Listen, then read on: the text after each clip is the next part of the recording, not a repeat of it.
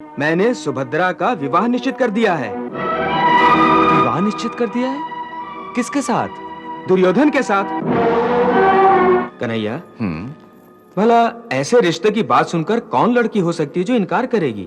विवाह एक जीवन भर का सौदा है दाऊ भैया, और जब ये प्रश्न आता है कि वो अपना जीवन किसको सौंपे, वो किसे अपना जीवन साथी बनाए, तो शास्त्र केवल नारी को ही अधिकार देता है कि वो अपने जीवन के बारे में स्वयं ही निर्णय करे। ये शास्त्र वास्त्र की बातें मुझे मत समझाओ। इस समय हमारी परीक्षा की घड़ी है। हमें कोई ऐसा काम नहीं करना चाहिए जिससे हमारे कुल को या हमारी मर्यादा को लाज लगे। यही समय उचित और अनुचित के विवेक का है।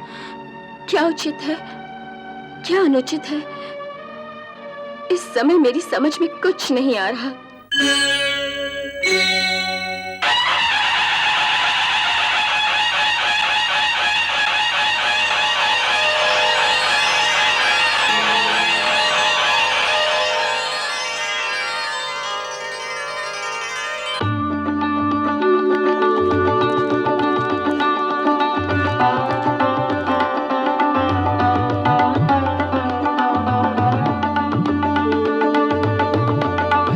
कन्हैया, दाऊ भैया। अरे अरे अरे, कन्हैया कन्हैया कन्हैया। ये दोनों दो शरीर और एक प्राण हैं। हाँ।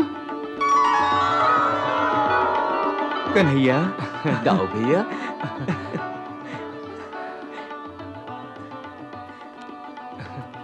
कैसे हैं दाऊ भैया? तुम कैसे हो कन्हैया? हाँ?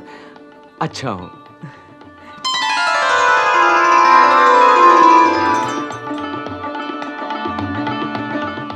ये सब क्या है दाऊ भैया? ये? अरे कन्हैया, ये सुभद्रा की ससुराल की ओर से द्वारिका निवासियों के लिए भेंट है।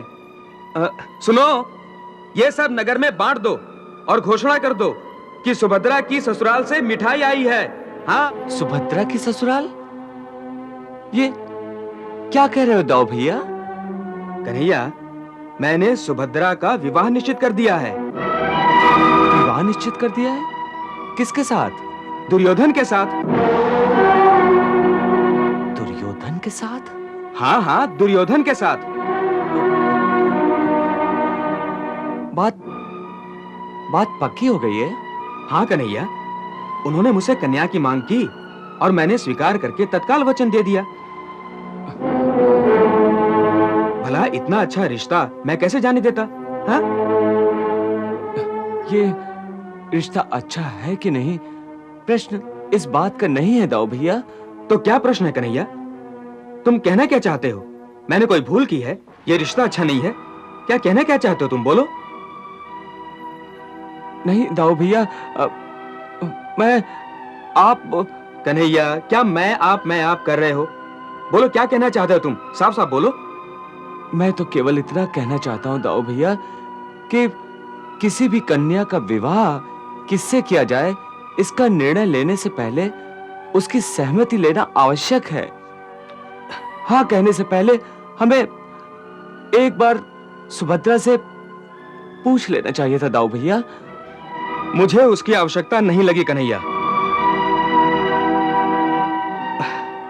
देखो कन्हैया, हाँ कहने से पहले मेरे मन में भी क्षण भर के लिए यह विचार आया, परंतु दूसरे क्षण में मेरे मन ने कहा कि मैं सुभद्रा को किसी अंधे कुएं में तो नहीं ढकेल रहा हूं, बल्कि मैं उसे एक विशाल कौरव साम्राज्य की महारानी बनाने जा रहा हूं।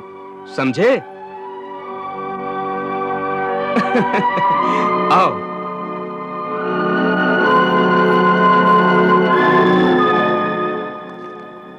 कन्हैया, भला ऐसे रिश्ते की बात सुनकर कौन लड़की हो सकती है जो इनकार करेगी? हाँ, पहले लज्जा और शर्म का बहाना बनाकर नानू अवश्य करेगी, परंतु जब हम उसे प्यार से समझाएंगे ना, तो कहेगी कि जाओ भैया, मुझसे बात ना करो, आपको जो अच्छा लगे कर लो। वैसे भी कन्हैया, सुभद्रा को यह विश्वास अवश्य है कि उसके पिता तुल्य बड़े भैया जो भी करेंगे वो उसके हित में ही होगा। वो कभी मेरी बात नहीं टाल सकती। इसी विश्वास पर तो मैंने हाँ कर दी है। हाँ। परंतु इसमें विश्वास की बात ही नहीं है दाऊ भैया, ना आपके विश्वास की और ना सुभद्रा के विश्वास की। तो फिर किसकी बात है कन्हैया? एक नारी के अधिकार की। विवाह एक जीवन भर का सौदा है दाऊ भैया, और जब यह प्रश्न आता है कि वो अपना जीवन किसको सौंपे, वो किसे अपना जीवन साथी बनाए, तो शास्त्र केवल नारी को ही अधिकार देता है कि वो अपने जीवन के बारे में स्वयं ही निर्णय करे। कन्हैया, ये शास्त्र वास्त्र की बातें मुझे मत समझाओ। आओ।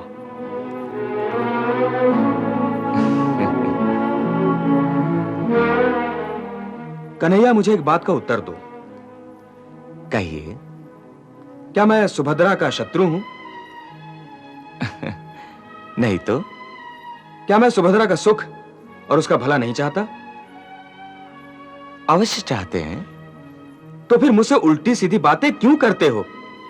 जवाब दो, क्यों करते हो मुझसे उल्टी सीधी बातें तुम? हाँ बोलो, क्यों करते हो? देखिए, सुभद्रा आ गई। पाए लागन बड़े भैया। सौभाग्यवती भव।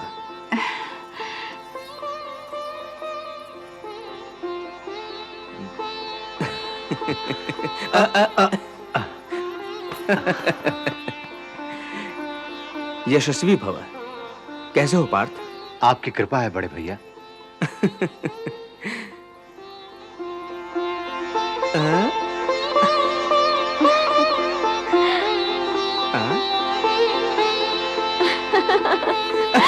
भैया। सुभद्रे।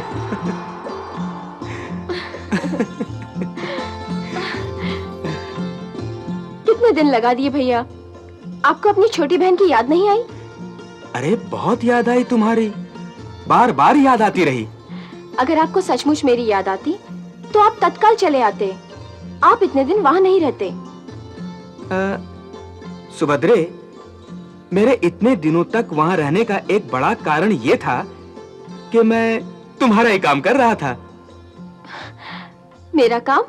हाँ। मेरा कौन सा काम कर रहे थे आप? सुनोगी तो खुशी से नाचने लगोगी। अच्छा, सुनूं तो सही कि आप ऐसा कौन सा काम कर रहे थे? मैं तुम्हारे विवाह का प्रबंध कर रहा था।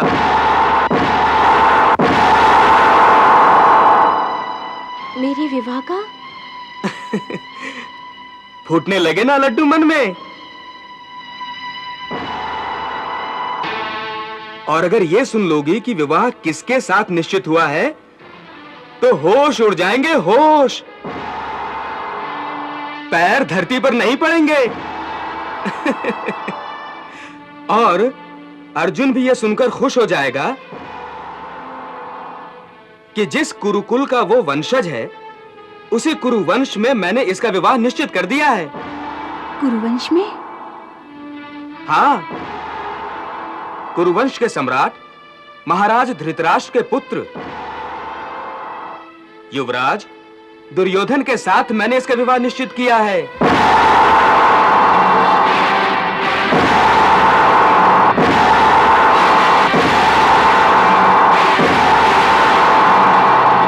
अब हमारी छुटकी हस्तिनापुर के विशाल साम्राज्य की महारानी बनेगी।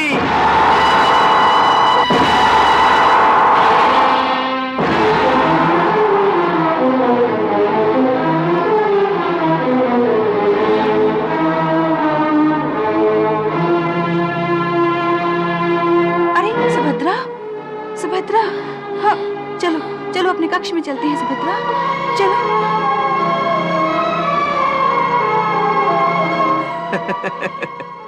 कन्हैया, मैंने कहा नहीं था इसके होश उड़ जाएंगे? देखो, बिल्कुल वैसा ही हुआ है।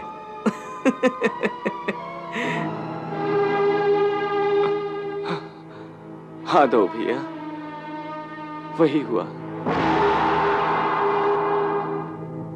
अर्जुन भाई, तुम्हें भी बधाई हो। द्वारिका की राजकुमारी का विवाह तुम्हारे बड़े भाई दुर्योधन के साथ निश्चित हुआ है।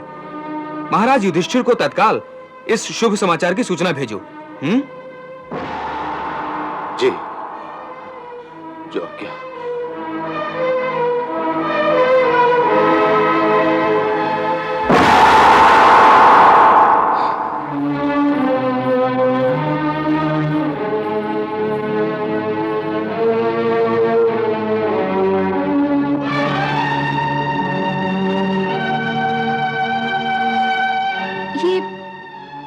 कर रहे हो पार्थ? जाने की तैयारी। इतनी जल्दी? 2 महीने से अधिक हो गया है आप लोगों को अतिथि सेवा का कष्ट देते हुए। फिर भी आप इतनी जल्दी कहती हैं।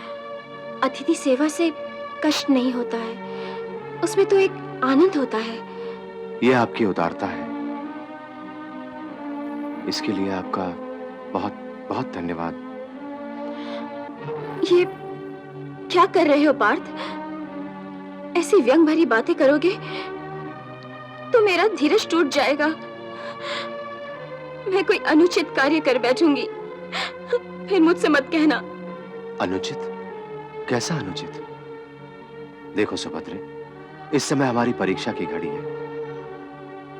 हमें कोई ऐसा काम नहीं करना चाहिए जिससे हमारे कुल को या हमारी मर्यादा को लाज लगे। यही समय उचित और अनुचित के विवेक का है। क्या उचित है, क्या अनुचित है, इस समय मेरी समझ में कुछ नहीं आ रहा। इसलिए मैं आपसे ये पूछने आई हूँ कि इस परिस्थिति में मुझे क्या करना चाहिए। उचित और अनुचित ही आपसे पूछने आई हूँ पार्थ। सबसे पहला अनुचित काम तो यही है कि इस प्रकार एकांत में तुम मेरे पास चली आई हो। तुम्हें अब इस प्रकार मेरे कक्ष में नहीं आना चाहिए था। क्यों नहीं आना चाहिए? क्या हम एक दूसरे से प्रेम नहीं करते? करते थे। आज नहीं करते? आज नहीं करना चाहिए। करना चाहिए या नहीं का प्रश्न नहीं है। ये बताइए कि आज हम एक दूसरे से प्रेम करते हैं या नहीं? मैं फिर वही कहूंगा कि हमें आज प्रेम नहीं करना चाहिए।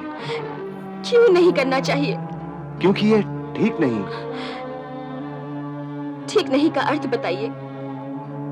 क्या ये अनुचित है? क्या ये पाप है? हाँ, पाप भी हो सकता है। आज से एक दिन पहले तक ये पाप नहीं था। नहीं। तो क्या प्रेम ऐसी मिथ्या वस्तु है, ऐसी नाशवान वस्तु है जो एक ही दिन में उचित से अनुचित बन गया, पुण्य से पाप बन गया?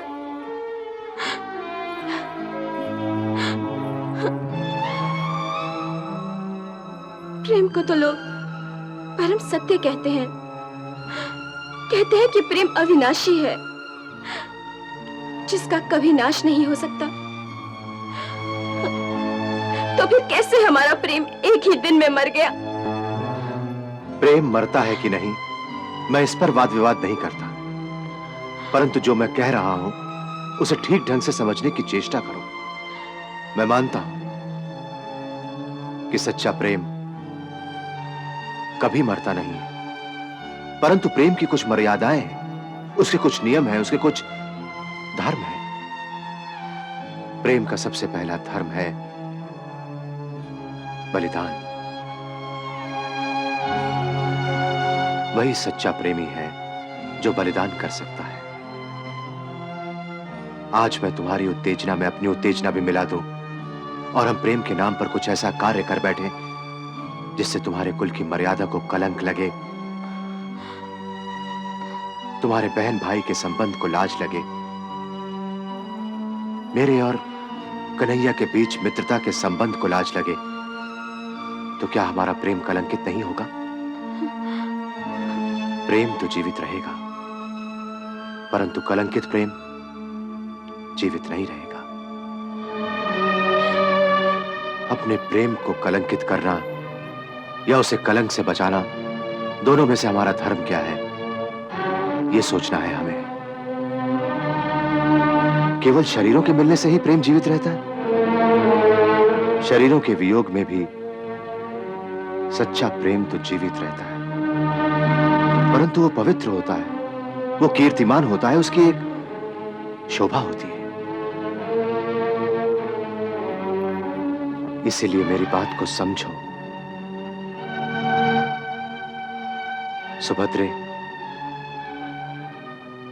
इस जीवन में यहीं तक, बस यहीं तक हमारा साथ था। भगवान तुम्हें तुम्हारे नए जीवन में बहुत सुख दे, यही आशीर्वाद देकर मैं जा रहा हूं।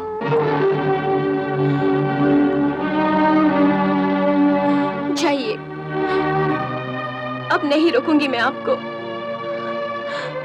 मैंने आपकी ये बात भी मान ली कि हमारा प्रेम कभी मरेगा नहीं। हम प्रेम को कलंकित भी नहीं होने देंगे, सब मर्यादाओं का पालन भी करेंगे। इस जीवन में हमारा मिलन नहीं हो सका, ये बात भी मैं हंसकर सह लूंगी, परंतु आपने जो अभी मुझे नए जीवन में सुख का आशीर्वाद दिया, उस आशीर्वाद को मैं स्वीकार नहीं करूंगी,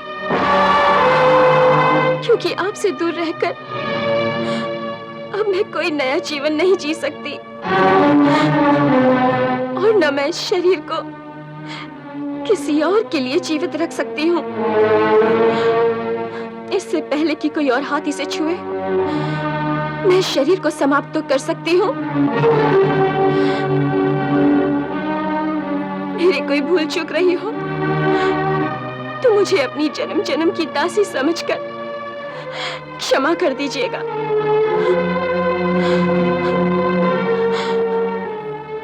अब नहीं आऊंगी मैं।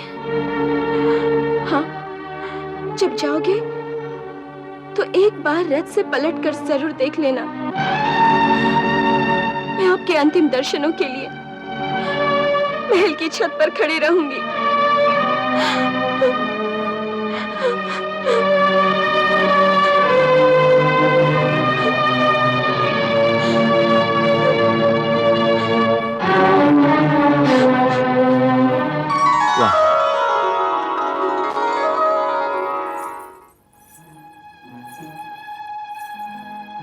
वाह,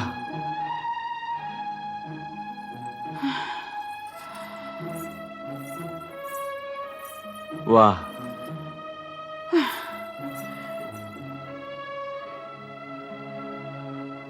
मुझे आपकी ये निर्मम मुस्कान अच्छी नहीं लगती।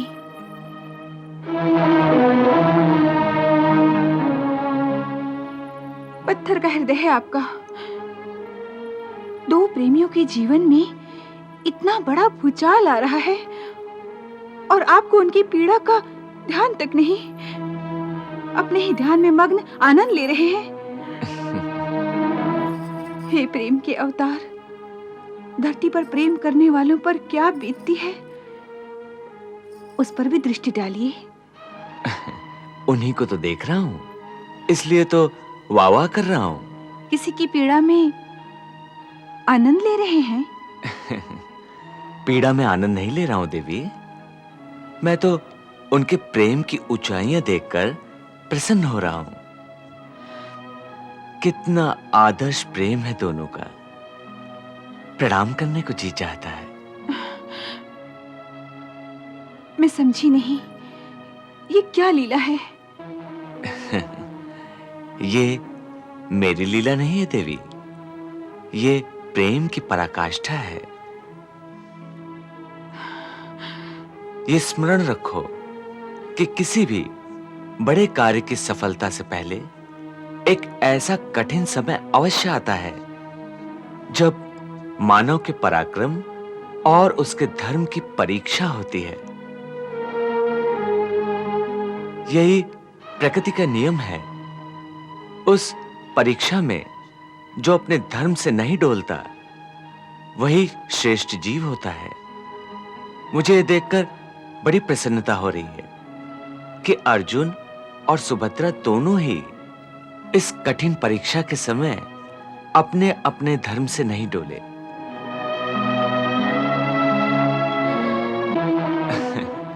बस अभी तक उन्हें सही रास्ता नहीं दिख रहा है, वही हमें दिखाना है। तुम जानती हो, कल अर्जुन जाना चाहता है। अर्जुन कल जाना चाहता है?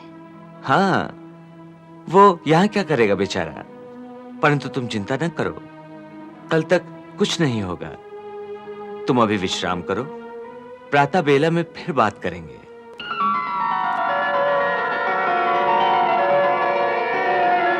धैर्य से काम लो राजकुमारी, धैर्य से काम लो।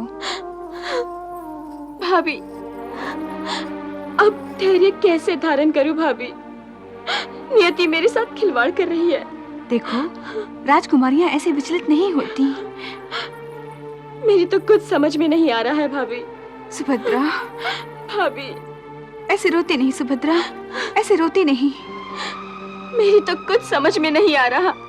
तुम ही बताओ भाभी। मैं समझ सकती हूँ तुम्हारे मन की पीड़ा को। प्रेम की पीड़ा ऐसी ही होती है। धैर्य से काम लो। हाँ, अब धैर्य कहाँ भाभी? और ये तुम निश्चित जान लो, यदि मेरा विवाह दुर्योधन से कराया जाएगा तो हस्तिनापुर सिर्फ मेरा शरीर जाएगा, प्राण तो मैं पहले ही त्याग दूंगी। सुभद्रा, आत्महत्या करना पाप है। भैया, अरे, ये तूने क्या दशा बना रखी है? तू तो दृढ़ संकल्प कन्या है। इस तरह अधीर होने से कैसे चलेगा? ये बेचारी क्या करे? अरे आप ही दाऊ भैया को समझाइए कि सुभद्रा दुर्योधन से विवाह करना नहीं चाहती तो ये विवाह रोक दिया जाए। पर उन्होंने दुर्योधन को वचन दे दिया है। वचन तो सुभद्रा ने भी अर्जुन को दिया है। तो फिर वचन देने वाले को अपना वचन निभाना चाहिए। इसका क्या अर्थ है? तुम इसका अर्थ पूछ रही हो? क्या तुम भूल गई हो कि तुम्हारे भाई रुक्मी ने भी शिशुपाल से तुम्हारा विवाह करने का वचन दिया था? तब तुमने क्या अपने भाई की बात सुनी थी या अपनी आत्मा की?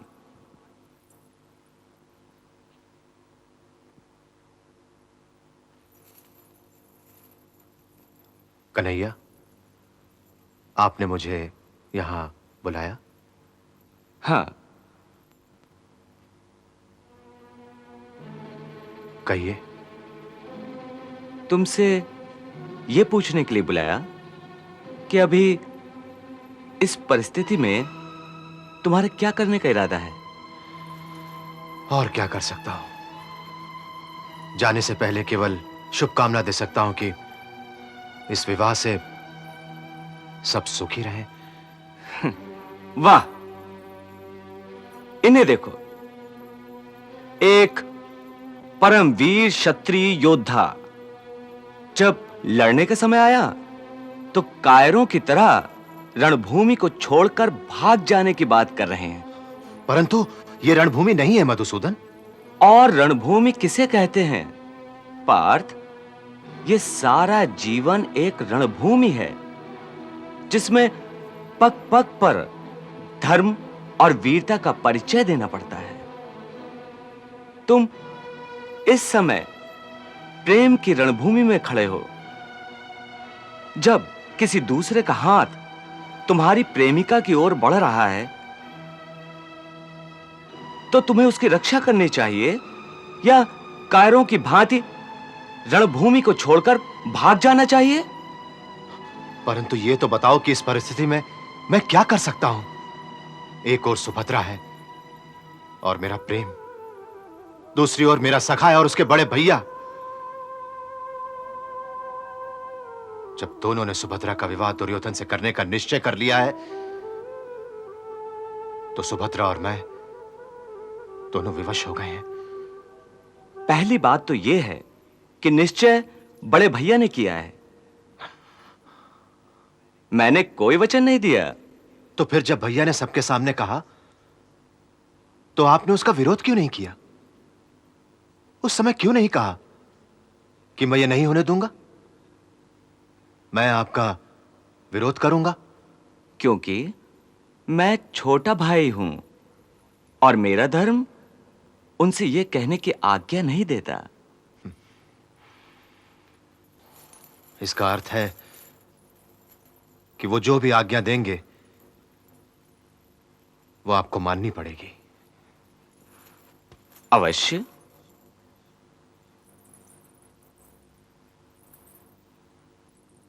तो फिर आप मुझे जाने से क्यों रोक रहे हैं?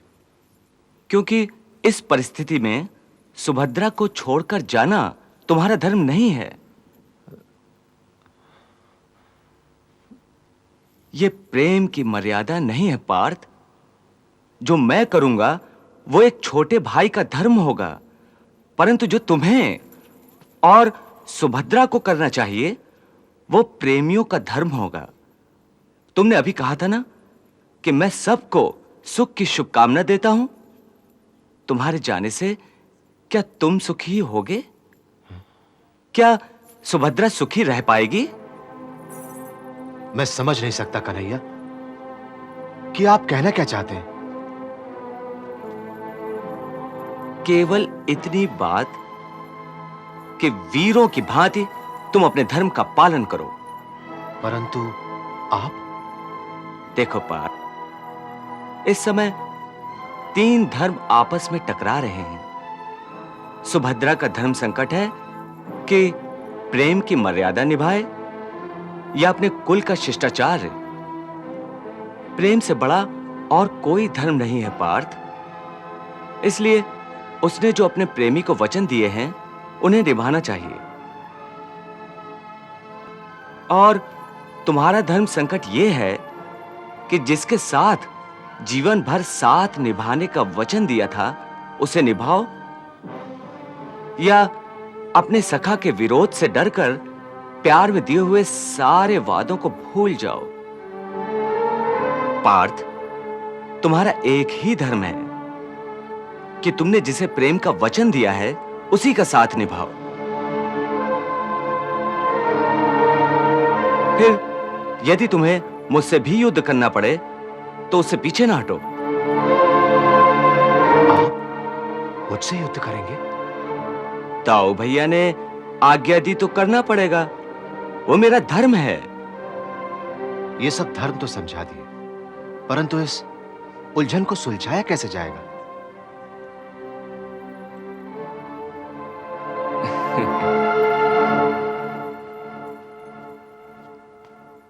यदि तुम दोनों का प्रेम सच्चा है तो रुक्मिणी तुम्हें रास्ता बता देगी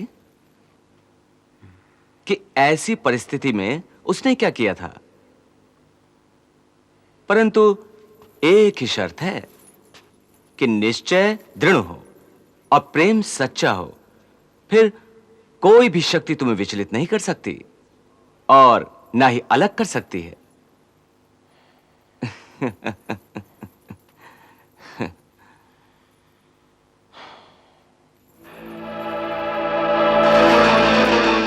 सुभद्रा गौरी मंदिर में पूजा करने किस दिन जाया करती है? प्रति शुक्रवार को। तो कल शुक्रवार है ना? जी। तो ठीक है।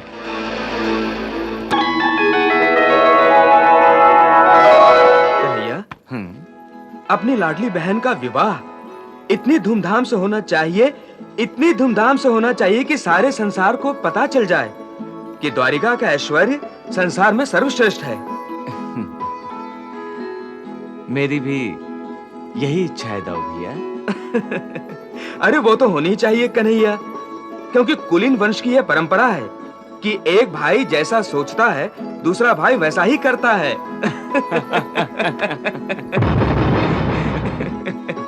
प्रणाम दाऊ भैया। आओ मेरी प्यारी बहना, सदा सुखी रहो। आपने मुझे बुलाया भैया? हाँ, मैंने सोचा कि तुम्हारे विवाह की तैयारियां हो रही हैं, तो क्यों ना तुम्हें ही बुला लिया जाए। सुभद्रे, ये देखो, ये हीरे, पन्ने, मानिक, मोतियों से बने अलंकरण, ये सब तुम्हें रुचिकर है ना? हैं? भैया, इन सब से बढ़कर मुझे आपका प्रेम रुचिकर है। सुभद्रे, तभी तो मैं सोचता हूं कि जब तुम द्वारिका से विदा होकर हस्तिनापुर चली जाओगी तो ये सुनापन मुझे बहुत खलेगा। हाँ, तुम्हारी सुनहरी आवाज सुनने के लिए भी मैं तरस जाऊंगा। भैया, आप ऐसी बातें क्यों करते हैं? सच सुभद्रे, मैं हर पल हर समय तुम्हें याद करता रहूंगा।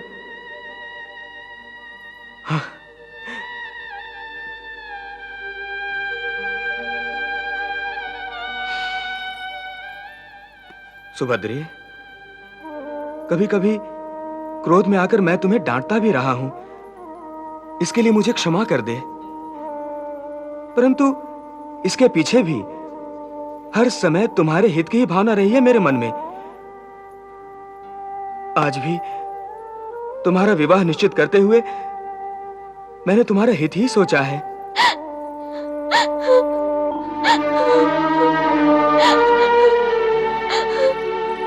अरे ये क्या? मेरी मेरी प्यारी बहना रो रही है? हाँ? भैया, मैं गौरी पूजन के लिए माता के मंदिर जा रही हूँ।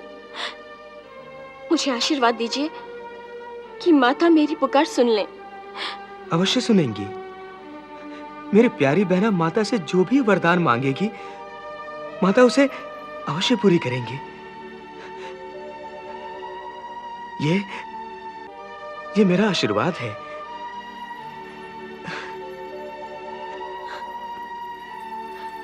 भैया,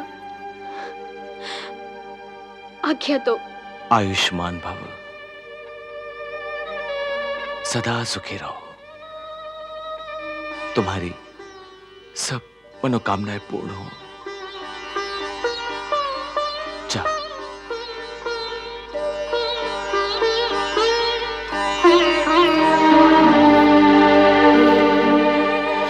सुभद्रा, भाभी,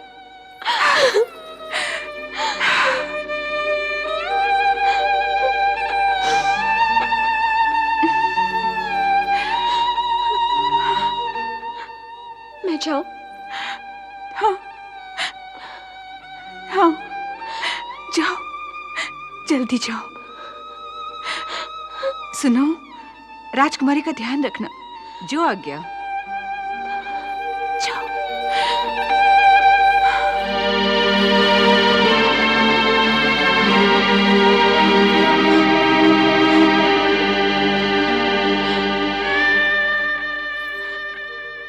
इससे कहो कि अर्जुन रथ में पीछे बैठे और सुभद्रा सारथी हो।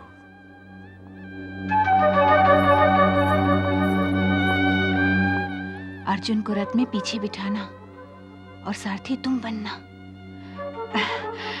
अब देर न करो, पार्थ प्रतीक्षा में है। जाओ।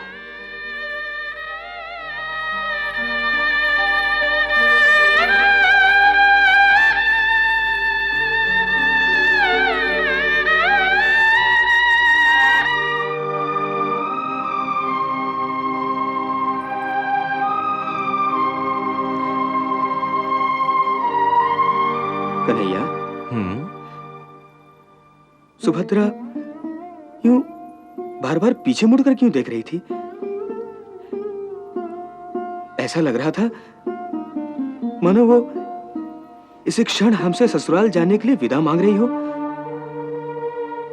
आप भी तो कितने भावुक हो गए थे दाऊ भैया।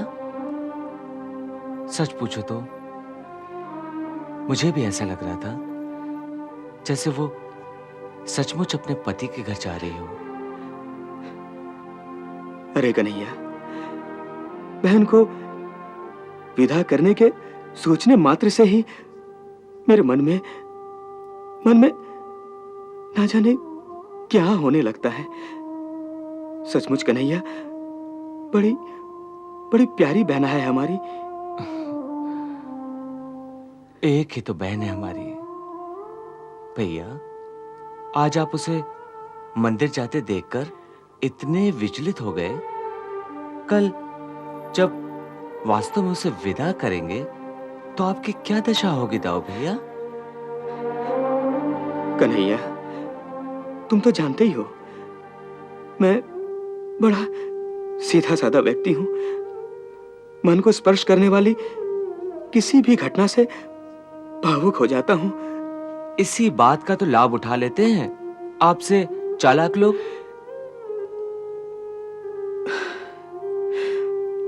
कन्हैया, वो सब तो ठीक है। अब हमें हस्तिनापुर में लग्न पत्रिका भेजने की तैयारी भी तो करनी है। वो लोग भी तो पूरी तैयारी के साथ आएंगे यहाँ ना। ठीक है दाऊ भैया, चलिए। चलो।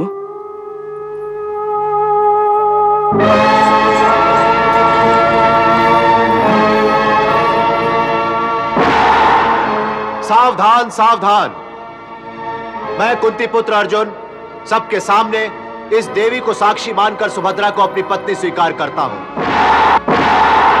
और इसे अपने साथ इंद्रप्रस्थ ले जा रहा हूं। अगर किसी में बल अथवा साहस है तो मेरा सामना करे। जय मां भवानी। भैया की आज्ञा है कि यहाँ से जाते समय मैं आपकी सारथी बनूं और आप रथ में पीछे बैठे। क्यों? ये मैं नहीं जानती, ये बातों का समय नहीं है। राजकुमारी,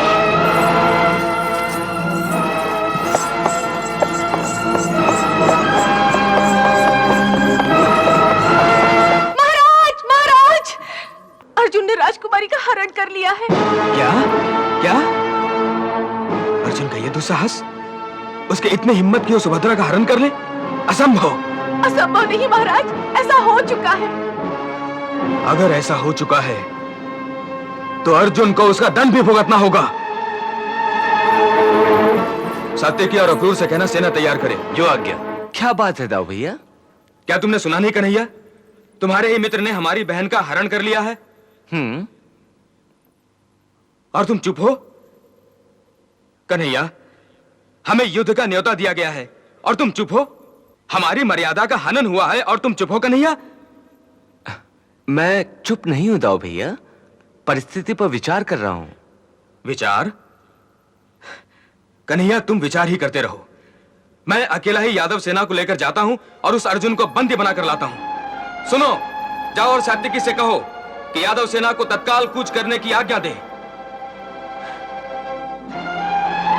उस पांडव कुमार को शायद बहुत गर्व हो गया है। आज अपने गदा के एक ही प्रहार से मैं उसके गर्व को चकनाचूर कर दूंगा। कन्हैया, तुम मेरे साथ चलोगे या नहीं? आप आज्ञा देंगे तो अवश्य चलूंगा दाऊ भैया। आज्ञा? एक अपराधी को दंड देना है और उसके लिए तुम्हें किसी की आज्ञा की आवश्यकता है? कैसे राजा हो तुम कन्हैया?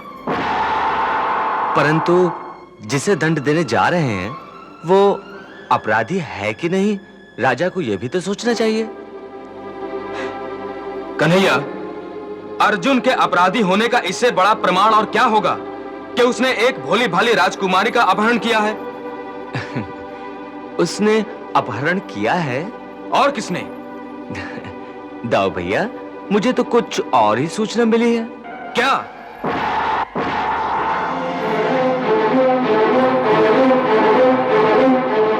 तुम्हारे सामने अर्जुन सुभद्रा को ले गया। जी। उस समय रथ कौन चला रहा था? जी, राजकुमारी सुभद्रा। सुभद्रा?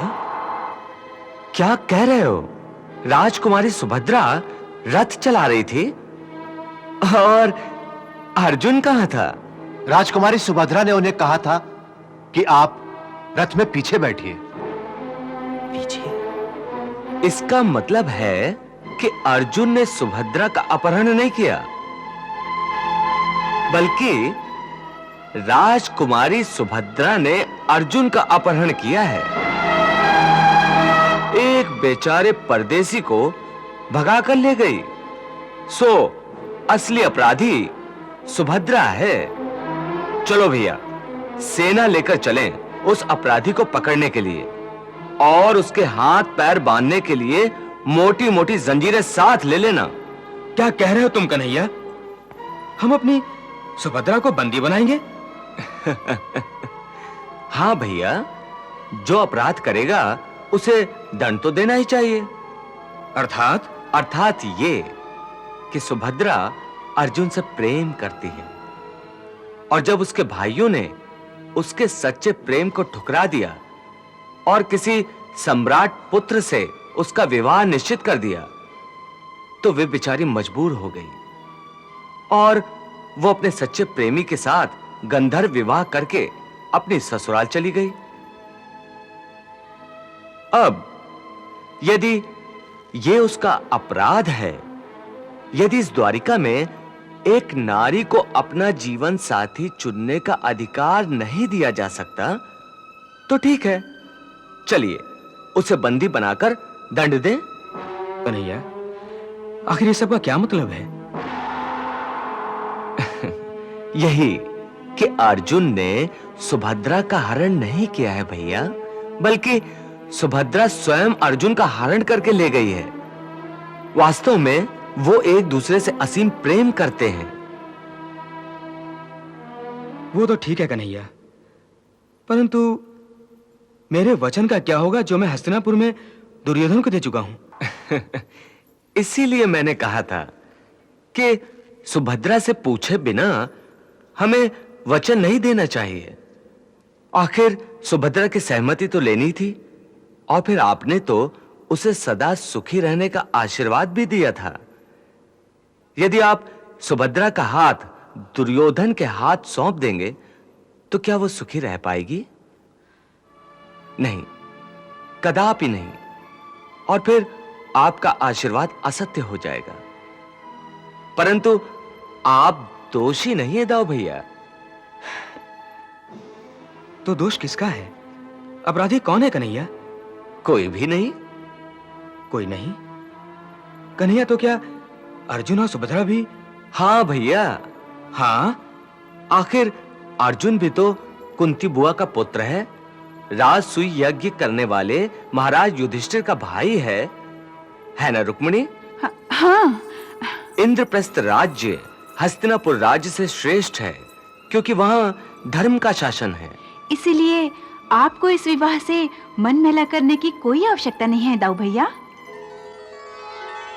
हाँ, रुक्मिणी ठीक कह रही दाऊ भैया। तो इस नाटक के सूत्रधार तुम ही हो कन्हैया? मैं जानता हूं, बिना तुम्हारी सहमति के अर्जुन ये साहस कर ही नहीं सकता। मैं तो केवल इतना ही जानता हूं दाऊ भैया कि मेरी लाडली बहन सुखी रहे, बस। सच कह रहे हो कन्हैया? दाऊ भैया, मैं कभी आपसे असत्य नहीं बोला। जब आप हस्तिनापुर में थे ना, उस समय अर्जुन और सुभद्रा के बीच प्रेम का अंकुर फूटा था। आज उसकी परिणति इस प्रकार हुई है। अब आप भी अर्जुन को क्षमा कर दीजिए ना। मैं तुम्हारी लीला समझ गया हूं कन्हैया। अब बोलो, आगे क्या करना होगा? उसकी आज्ञा तो आप ही देंगे दाऊ भैया। ये अच्छा है, सारी करनी तुम्हारी और कहलवाते हो मुझसे। अब बताओ क्या करें?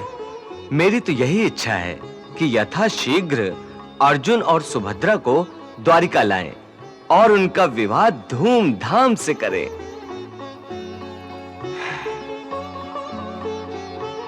कन्हैया, पांडवों को यह सूचित करो कि अर्जुन और सुभद्रा का पाणी ग्रहण यहां द्वारिका में ही संपन्न होगा।